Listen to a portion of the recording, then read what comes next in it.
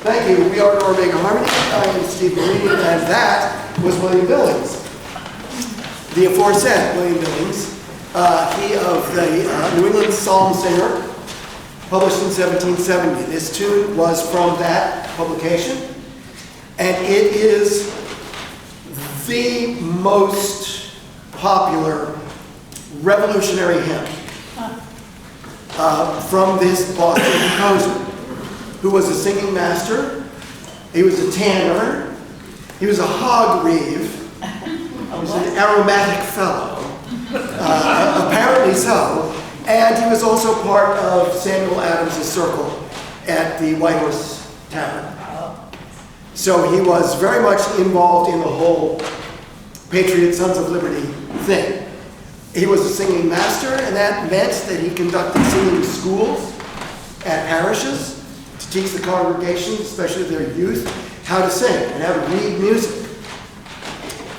In so doing, he had a bunch of literate singers, and singing masters then wrote their own tunes, published them, and sold them back to their students.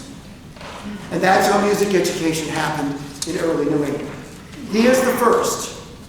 And his first publication has 135 original tunes in it, which was just blew the doors off. Everybody was singing English stuff. And in his introduction, he says, I reject all the previous rules. This is an American voice. I don't believe in rules. I do not accept them, nor do I impose them. Every composer should be his own carver. You carve your turkey however you want. You compose however you want. And he was hugely influential. Dozens and dozens and dozens of singing masters followed his lead, came out of the woodwork, and started composing. He composed independent musical lines, so that this is not like a diddly-diddly accompaniment and then there's a melody on top. The melody is in the tenors, and they will sing their parts, but all the other parts have compositions that are also musically interesting, and wherever they landed was where they landed, and every once in a while you're going to hear dissonance. And this is experimental, American, original rules or not rules kinds of music. And that is indicative of the fact that America's first great popular democratic art was music. And it's this music. And you are getting it from the horse's mouth, so to speak. All right, enough of that. We're going to do three parts, three sections. Faith first, then war, then victory. Faith is the Reformed tradition, the Calvinist tradition of an interlinked state and church, which was very much the case in revolutionary New England and Congregationalism. They could actually do it. The Presbyterians wanted to, but couldn't, because they weren't in charge of anywhere, but the Congregationalists were. And so we're going to sing two of these.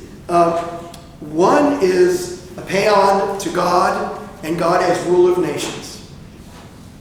Ruler of nations. This is written by Oliver Holden, a Boston lawyer, actually a Baptist convert, but that's all right. He was brought up a Congregationalist. And then Russia, a tune from Abigail Cleveland's manuscript, and it's also, it's not the one that's open to. And this is a much more,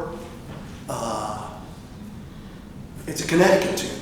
It's written by Daniel Reed, and both lyrics are by Isaac Watts. And listen, it's a psalm, supposedly, paraphrased into English, but it has very powerful political content.